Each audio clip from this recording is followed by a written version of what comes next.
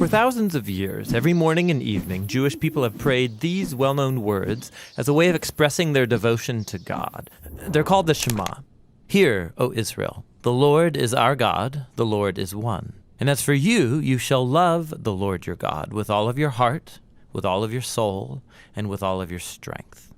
We're going to look at the third key word in this prayer, how Israel is called to love their God. But what does that mean? Love is a very common word in most languages, as it is in ancient Hebrew. It's pronounced Ahava. It most basically refers to the kind of affection or care that one person shows another. It sometimes describes physical affection, like the king of Persia's love for Queen Esther. But there are other Hebrew words that more specifically refer to physical desire or sex. Ahava is more broad.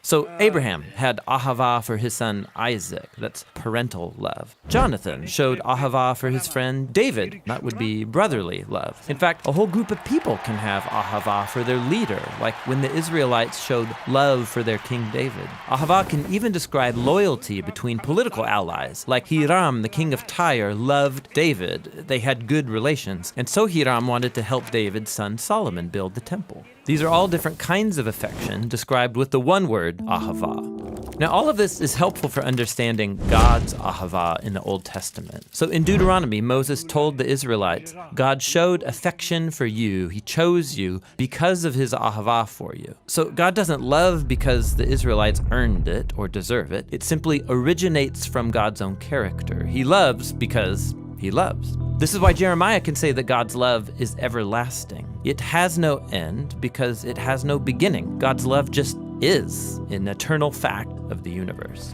And God's love is not a duty, it's a genuine feeling, an affection that God experiences. This is why the prophet Hosea compares God's love for his people to a husband's ahava for his wife, or to a parent showing ahava for their child. It's one of the strongest things that God feels. But that doesn't mean that God's love is just a feeling. God's love is also in action. It's something God chooses to do. Like when Moses says, because of God's ahava for your ancestors, he brought you out of Egypt with great power. God's love isn't just a sentiment, it is something God does. And so, in the Shema, Israel is called to respond to God's ahava by showing ahava in return. And just like God's love, human love is to show itself through actions. Like in Deuteronomy 10, what does the Lord your God ask of you except to fear the Lord your God, to walk in his ways, to love him and serve him, and to keep his commands? All of these actions are centered around love. If I'm not doing them, I don't actually love God, I just say I do. Which leads to one last thing. In the Old Testament, I show my love for God by how I treat the people around me. In Deuteronomy, we read that God defends the cause of the fatherless and the widow, and he shows ahava for the immigrants among you, giving them food and clothing, and so you also show ahava for the immigrant. So the people are to imitate God's ahava by showing ahava for others. This is the idea underneath the famous line, you shall ahava your neighbor as yourself. And so at the end of the day, all of this is rooted in God's own eternal ahava. Like we read in the New Testament letter of 1 John, we love because God first loved us. And that's the Hebrew word ahava.